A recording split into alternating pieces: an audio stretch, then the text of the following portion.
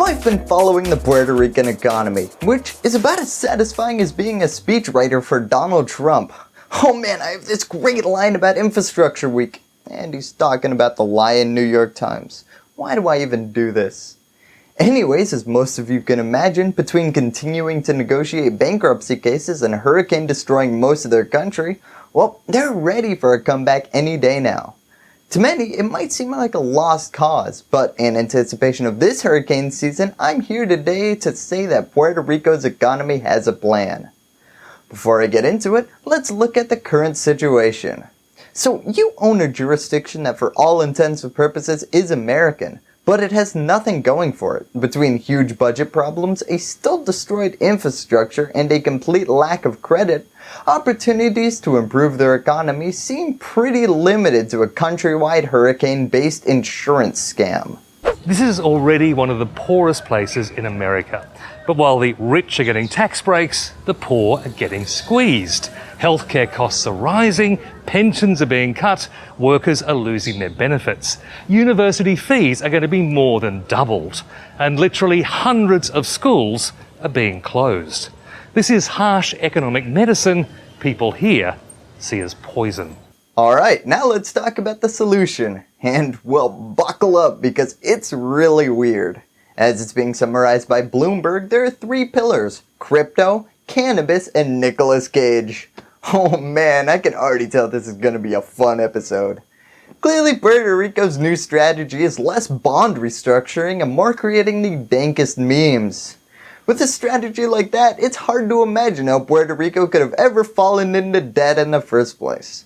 So now that I've got your attention, let's actually dive into this strategy and see exactly how any of this is going to bring Puerto Rico back from the brink. Well, the story starts with the relationship of 2 unlikely people: Puerto Rico's Governor Ricardo Rosselló and former child star and current douche Brock Pierce. Brock Pierce? Really? God, could that be any more pretentious? Anyways, his vision is to create a tropical Silicon Valley. Puerto Rico has the possibility now of being put on the map as a hub of innovation, and that's a wonderful thing if it works. Brock Pierce says he can bring serious money from the mainland. Okay, Brock Pierce. Although going through your resume makes me think maybe we should stick with counting on Donald Trump to fix this one. No matter what I think though, the governor of Puerto Rico is going all in on making this country the next Silicon Valley. Rosselló is putting government resources behind financial technology, medical marijuana, and movie production. Now some people might be thinking, maybe invest in reliable electricity before you start trying to develop the next Facebook. But priorities, people! So the idea of Puerto Rico being the next Silicon Valley is not new. But this new emphasis on making it the blockchain capital of the world is. But it's getting some harsh resistance. If you thought your one friend who won't shut up about cryptocurrency is annoying, ask a Puerto Rican after their governor made cryptocurrency one of their major pillars for economic recovery.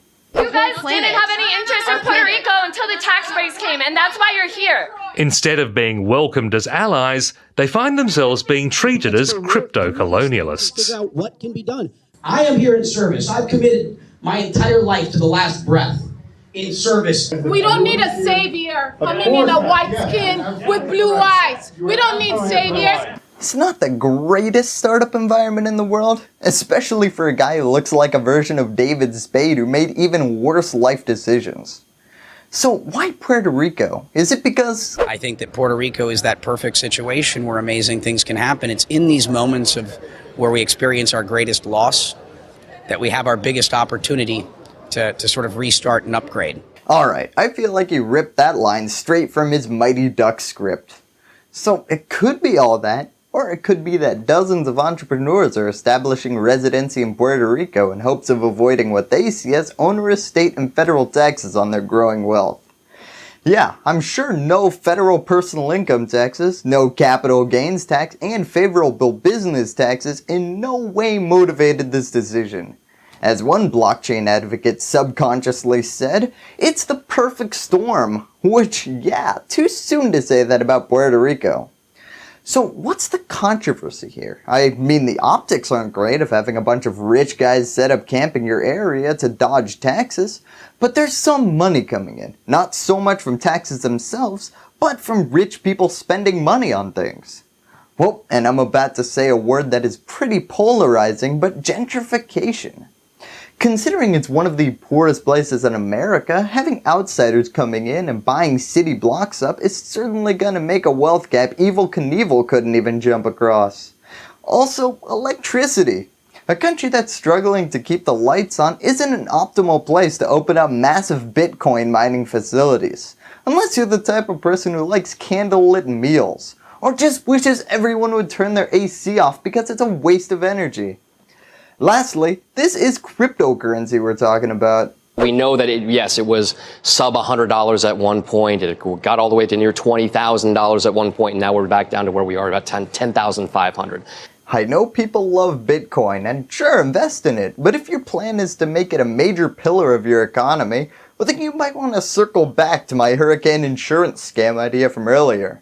Despite this, the governor of Puerto Rico has attended quite a few cryptocurrency summits and says the country is open to these investors. Hey, it doesn't cost the government anything except for a reduced tax rate on money that would have otherwise remained in California. The next thing that's gonna save the Puerto Rican economy is movies. In July, Puerto Rico's governor joined timeshare mogul Keith St. Clair at the groundbreaking for a $70 million film studio. Timeshare moguls and former child stars, you have yourself one of the most annoying investor parties out there. We're going to be building over 500,000 square feet of a campus here, an integrated ecosystem for tourism and for film. 5 sound stages, offices, changing rooms, a mill, a backlot. We're going to create a museum for the history of Puerto Rican film. Well, that's great, but if you build it, will they come? Well, Republicans, what are 2 magic words to solve any problems? Tax cuts. Specifically, they're 40% credit for hiring local crew members and 20% credit for bringing in outside talent. Wow, that'll get the studios to come, they said when they passed the Puerto Rican Film Industry Incentives Act in 2011. According to the governor, the Puerto Rican film industry hasn't taken off because they didn't have the infrastructure to provide indoor sets and editing capabilities. Although, I feel like, well, you can solve both those problems by finding an empty room with a desk, and there are plenty of those in Puerto Rico. Anyways, this $70 million film studio should do the trick. It's slated to create 1,325 direct and indirect jobs, which in a country with such high employment might make going to film school the easiest way to be employed out of university. This is another easy way of bringing jobs by, rather than spending money, just cutting taxes to, again, attract money that would have otherwise stayed in California. Which is a great way of creating jobs while suffering from crippling debt. Hey, speaking of crippling debt, Nicolas Cage, who is shooting a new movie out there. Puerto Rico's waving him around like he's their new flag, although, oof, if anyone needs a speechwriter. See, I didn't have anything to do with the decision to come here. This was something that our producer and our director decided to do together. Puerto Rico is a great location for the sequences in the beginning of the movie where I'm capturing the different animals. It did not get less awkward from there. So Puerto Rico's trying to make it in Hollywood. The last industry they're trying to secure a foothold in is wacky tobacco.